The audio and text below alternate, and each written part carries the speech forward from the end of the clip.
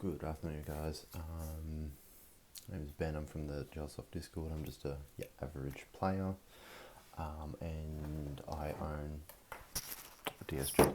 Now, it's becoming a bit of a buzzword in the community at the moment, so I thought, you know what, I just got mine back from Bruisemaster, getting the T-piece and barrel all made up for it. Looks good. And I thought I would, go over it so people can see what I've done to kind of get it to work and, have a look inside it, because some people don't really know what a DSG is, and I get a lot of questions of, what are they kind of thing. So I thought, now that I've got an opportunity to do a maintenance on this one, I'll open it up and go from there. So let's get this thing cracked open first. Now mine works a bit weirdly. This handguard's rubbish. I think it's Midwest. I don't really know. Looks good. Doesn't quite fit well with the receiver. So this thing started its life out as a tactical edge raptor. So it once, I'm gonna have to pull that off, aren't I?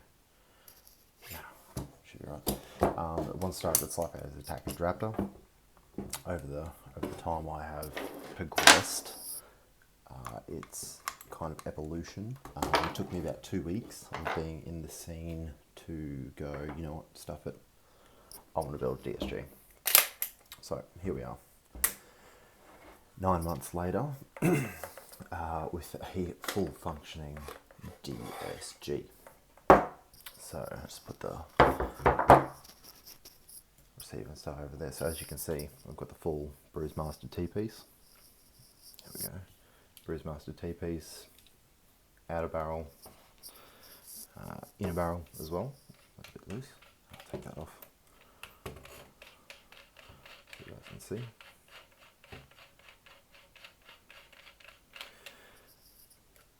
It's the Bruisemaster 7.3 Gold Series inner barrel.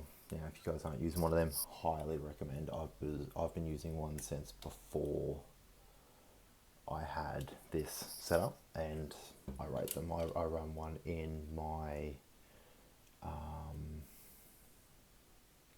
ARP9. Thing lasers. This thing lasers. I mean, as you can see, I don't use a hop up. Don't get much range. I'm probably getting 15, maybe 20, but accuracy isn't an issue. And I'll put it down to that inner barrel.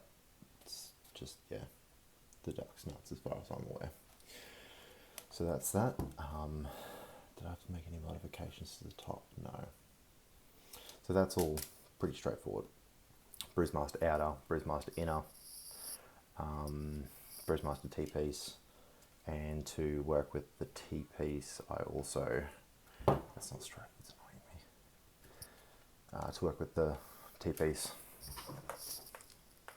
got a Bruisemaster special nozzle as well. So that all works in time, and that's all timed up by him. Don't really particularly want to pull it apart and touch it, because he's got that finally dialed in for me, which is awesome.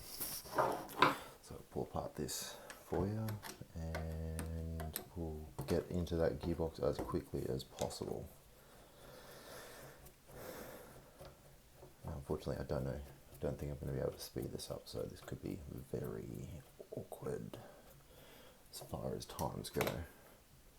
But, it's a teardown video. It kind of helps people see what's going on, how things are working, that kind of stuff. Nothing too crazy. No crazy editing or anything like that. Not really a need. It's good to have that hair tie back though. Take that off. Fuck that off over there. Alright. So next thing's next. Let's get the mag out. Mag. Pistol grip. Now, I've had a few people ask me, how do you do this? How do you do that?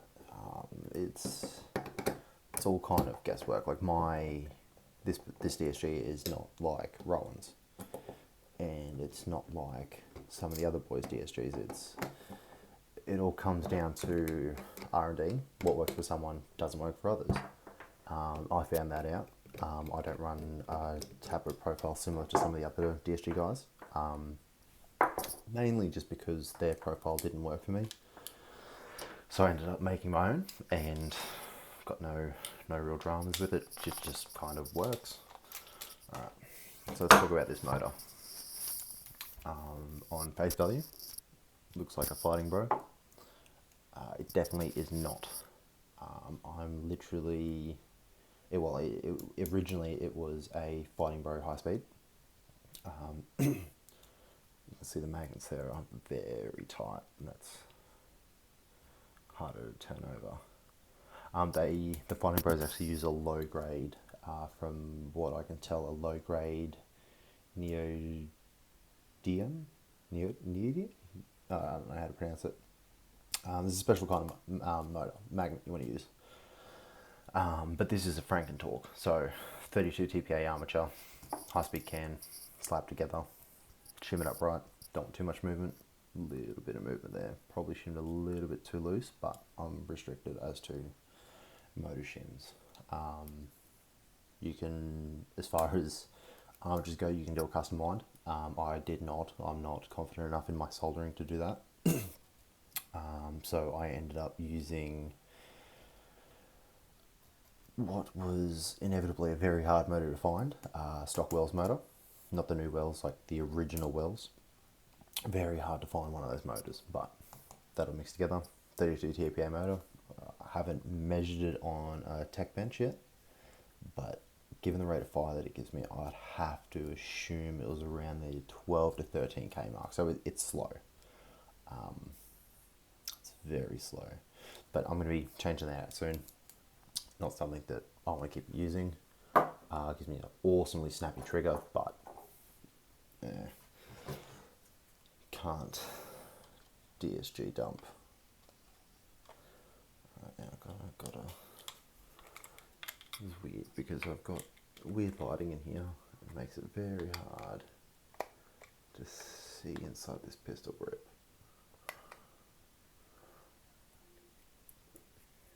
So I'll just pull that off real quick.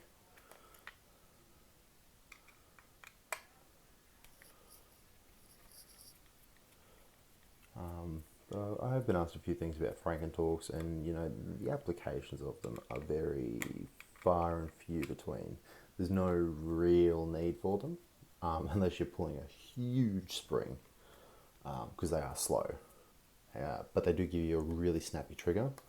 My MOSFET, which we'll go into later, and why I chose it, was telling me I was going to be about a 4 millisecond response time. So from me pulling the trigger to it actually completing the cycle, was about 4 milliseconds. So it's super quick, super snappy.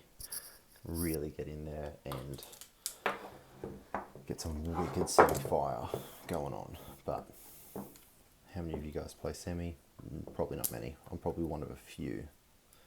So kind of defeats the purpose of that snappy trigger. Especially if that's the route you want to go. If that's the route you want to go, by all means, do that. I just don't think it's necessary. You're better off getting a motor to best suit your application rather than just going, I think it's snappy and can pull a big spring. It's not everything. I use it for a reason. Outside of that, if I had a better choice, which I do, it's just expensive, then there's no real need to do it.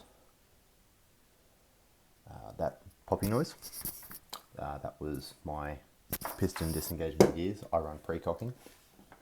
Just helps with a snappier trigger again. As I said, I play semi, so if I can run something that helps, I'll run it.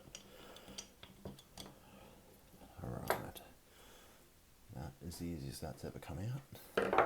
How good is that? Put that over there and just slip this out. If I can. Can't see why I couldn't.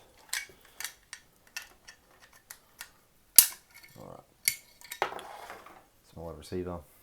As you can see, silver edge box. Had to Dremel down these little bits in there. Can I get that in the light? Yeah, there we go. Just Dremel down that little bit there, just to get the retro box to fit. Doesn't look great, but it's not rusting, it's not corroding. Not too worried. I've also sanded down in here as well, just to get a bit of a nicer trigger mag release. So there's that. As far as retro gear goes on the receiver, that's pretty much it. And that's off Phantom Extremis. Oh, that's not even on screen. Just move this around a bit. The muzzle brake here, well, compensator is off Phantom Extremis CQB, and so is that front little finger stop there. And that's a PEC 15 box, and it's pretty bright. Pretty bright, and has a working laser as well. But I mean, can't run lasers anywhere, who cares? So just sit there and spam that. Stroke people, because I'm an asshole. Alright, so now we are on to the box. Down to the bit that you all want to know so much about. That's my gearbox. Nothing fancy. Just standard retro split box. Reason I went the split box. With the DSG, you're doing a lot of maintenance all the time. You know, I generally tend to, you know, after every game, I'll pull it apart, I'll check it over. Not because I want to. Honestly, I wish I really didn't have to. But being that DSGs are such a high intense build, you just need to do it. So I probably won't be re-greasing this time round, although I probably should. I won't be re-greasing this time around because it's got pretty fresh grease in there. It's only had one game, so I'll probably just open it up, check it out. I've got to replace the spring. The spring is sagged, so the spring does need to be replaced at this point. But I don't have one available, so I'll have to do that at a later date. Alright, so I'll put that up there. As you can tell, that very big fucking spring. That's why I'm using a Frankentorque. I've got an M190 compressing that all up, so that is my reasoning for using a Frankentorque. I've got a big fucking spring, so I need something that's going to pull that and pull it efficiently. I did notice when I had SHS High Torque M170, no worries, didn't have any issues, no PME, nothing.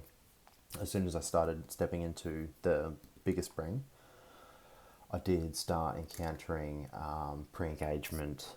My motor grip was heating up, and that's probably another reason why it's worth going with a Frankentorque. They're very efficient motors. My pistol grip, you know, I can go full auto and go through 3 or 4 mags, and my pistol grip isn't even getting warm.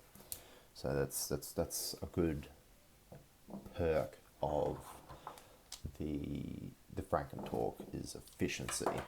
But you know, at what point do you get diminishing returns where, you know, it's so efficient that you don't get the performance? Huh. That's interesting.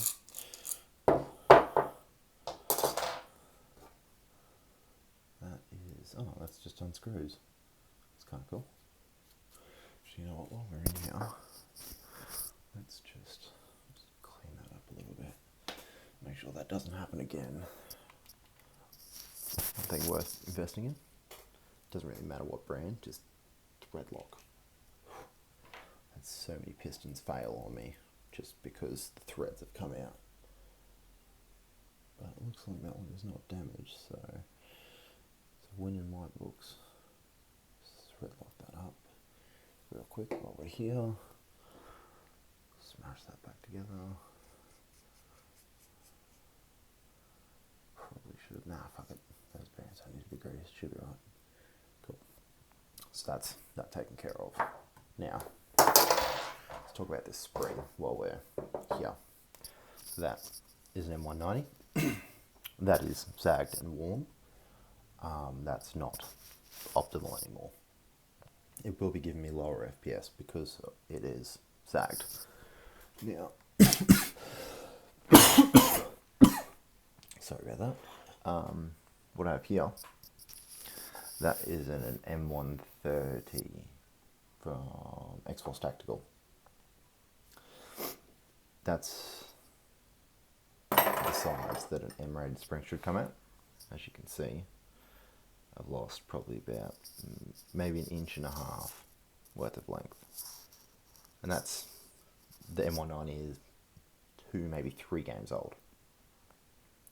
So you can see that I'm losing a lot just from spring sag. So they, you should replace them fairly regularly. They will bed in and seat in and lose a bit of length, but there gets a point where there's nothing really left to them. So I like to replace them every 2, maybe 3 games, just because of how much you lose. But yeah, that's the X-Force M130, SHS M190. So you can see it's a huge difference there. Whole 4 coils? Yeah, 4 coils difference between them. But I mean, they're not going to perform the same, even at the state that they're at now. X-Force springs. But, thicker coils, it's, yeah, that's what I use. It's about 270 FPS. Mainly because, I can get more. It's just the magic that happens in here is holding me back at the moment. Alright, so let's dig into here so you guys can see some of it. And so you can get a decent view of the tapper profile, and I'll walk you through all the things that I did and all the mistakes that I made, just because, at first I was kind of like, oh, DSGs, the things you need to figure out, but at this point, everyone's fairly quiet. Everyone's pretty radio silent about it. No one really wants to talk to anyone about it. Even people within the DSG community don't really want to talk about it. They'll talk about the stuff that's common knowledge. So, but everyone has their 10%. My 10% is in here. Mainly because, it's stuff that I had to, I've gone through 3 or 4 pistons. And I'm using a new, we'll just pop this whole thing out. Send it. Fuck that off up there. Take that off. So that is the nozzle and the tapper profile that I'm using. You can go shorter. I have one here somewhere. Don't know where though. Maybe it's in my other retro box. Let's check. No, not that one. Cool. So I've got one somewhere, a lot smaller, a lot quicker. Didn't really work for me, so I kind of just went, fuck it. Things that I've done to help it feed a bit better, modified the front. As you can see, I've straightened it up a bit, so it's not as like reflexed. When you get them brand new, they kind of sit back a bit, which, so I've taken a lighter there, flattened that out, made it pretty vertical. Nice right angled edge there. Just help with feeding a bit, and it does work. I mean, that's what worked for me. I kind of probably should replace this though. That's where one of my mistakes happened on that one. So I'll just, God, please don't break. It's like I've already damaged a cylinder, nozzle by putting them on. So I need to be really careful when I do that. Alright, so that is my piston. As you can see, not a lot of teeth there. So that's the piston I'm using now. So as a better example, I'll go with this one. This is my old piston. As you can see, done a fair bit of damage there. Shot very well. There we go. Going to focus. There we go. So yeah, what's happened there is these edges here, they've worn out. Pistons eventually ended up going, no, there's a lot of room there. It's easier to slip than to use the bearings, go on sideways, and my gears have come up, caught that. It's just general wear and tear. Is what it is, nothing I can do about it. It's a bin job. The rack, easy to see on this one because this was originally a full rack, 14 tooth. So what I've done here is something that you probably should do on a lot of your racks, is I've actually angled down that one. So do I actually have a set of gears to show this? I do. Unfortunately, they're just single sectors, but you'll get the idea. So the idea is comes around, ever so slightly misses, grabs, and I mean obviously it's not going to give perfect angle of engagement because I'm kind of freehanding it, but it just allows just to slip past without engaging, grab, and then mesh and go. Always worth ramping there. As far as teeth go, what's the point in having them if you're not going to use them? They're just wasting space. They're excessive weight. Fuck them off. So I've taken off every single tooth. So that's what? 8. Taken off 8 teeth. Ground them right back. Probably could have done more. Yeah. But as you can see, I started encountering very bad pre-engagement. That was the point of which I went from an M170 to an M190. At that point I was actually using an SHS high torque motor. So spinning too quick and couldn't keep up. Well, I mean it could keep up. I had the gear set to do it. Just didn't have this sorted. I'm not even going to show you, but I'm using a retro piston head.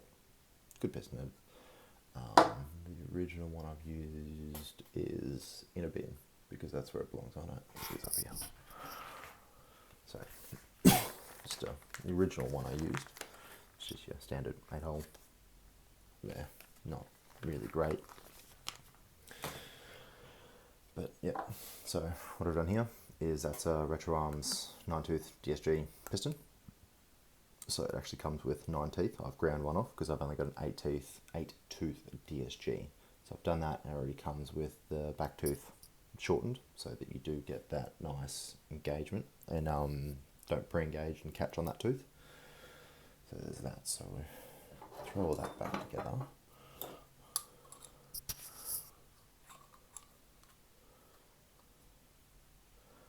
Some of you might be asking what O-ring I'm using. Now currently I'm using a grey O-ring.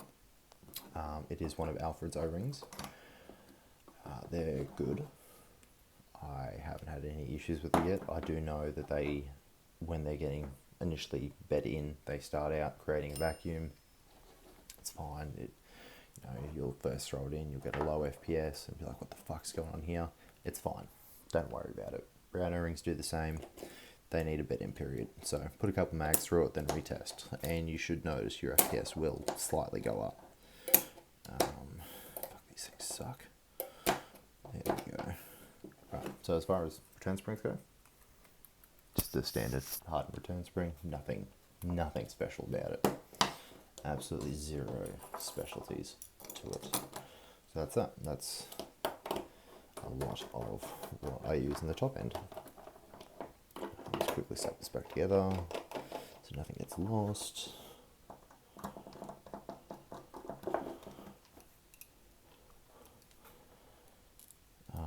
Now, unfortunately, at the time of filming this, it is what? I have to say it's probably close to 9:30, maybe 9 o'clock. I don't know. But I can't do a feed test, unfortunately, and a chrono test for you guys. I do, however, have a video on my Instagram, _Gelsoft. There is a video of it feeding there. By all means, go check it out. Chuck it a like. Do whatever you please. There is a video of it feeding. I know not a lot of DSG users have videos of them actually feeding. I do. Just unfortunately, I'm not great at editing, so I can't actually put it in, and it's too dark.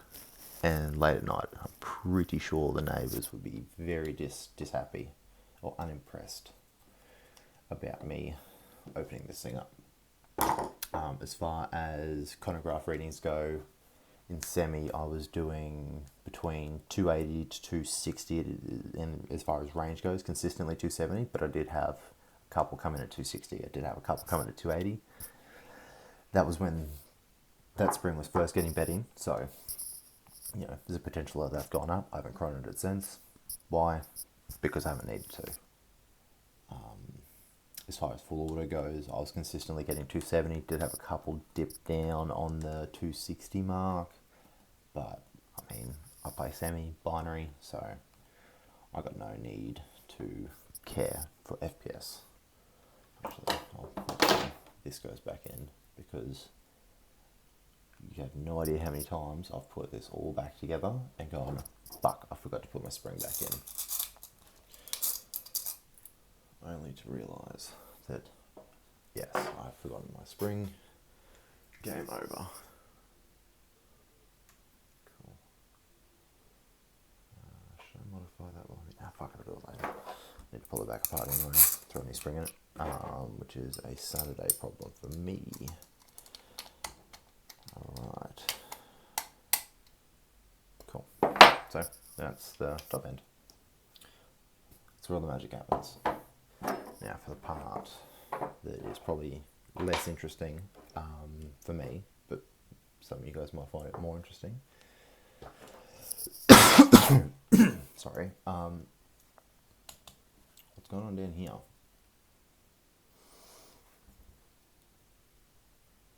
Those teeth are wearing pretty bad. Might only end up getting one more game out of these suckers, and might be time to replace, I think. It could just be worn from when that piston failed, who knows. They don't look great though.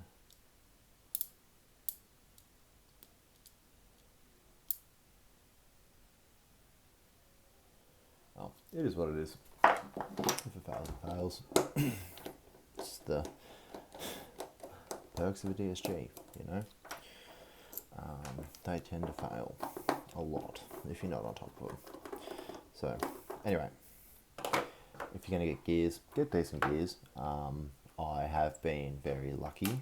I have, not Retro Arms gears, fuck, if Retro Arms had gears, that'd be awesome. If I'd have known more and done more research when I first started out this build, I would have gone SHS. Unfortunately, DSGs weren't really a thing when I started building this, so there weren't really much options available. So I ended up with Fighting Bro gears. Alright.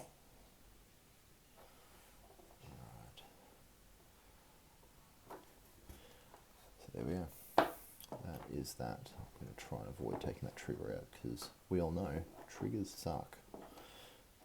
So for MOSFETs, what did I do? I went a Titan. Originally, I did run a Leviathan. It wasn't great. It was probably one of the first or second gen ones. Wasn't a huge fan of DSGs. Let's be honest, that's what it was. Ended up the little, so they've got a little switch because Leviathans are mechanically switched. They've got a little switch down there. It hits your cutoff. So this section here,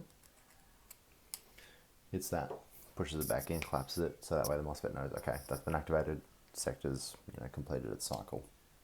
DSG gears have 2 of those.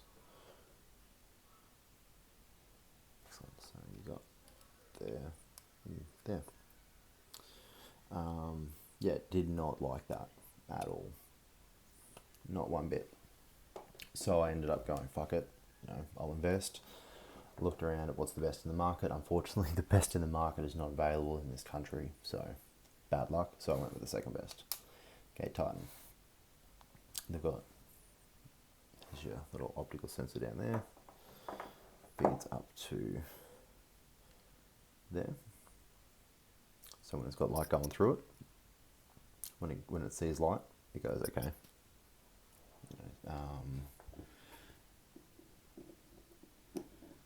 It knows that. Actually, you know what? I don't actually know how that. Yeah, when it sees light, it knows it's in between strokes. When it can't see light, yeah, I think that's how it works. If I'm wrong, correct me. That's just, it works. It's magic. Sue me. That's that. So, as you can see, bottom end, nothing really special going on. You got your gate trigger, which I'm gonna have to modify, but I don't have the time for tonight. Yeah, nothing special. Retro arms trigger. I'm still yet to see another one like this pop up. Awesome little blade trigger. Love it. Feels nice on the finger. The other style one of the other styles they have that looks half decent is this one here. But I feel like that wouldn't feel as nice. I don't think that would feel anywhere near as nice.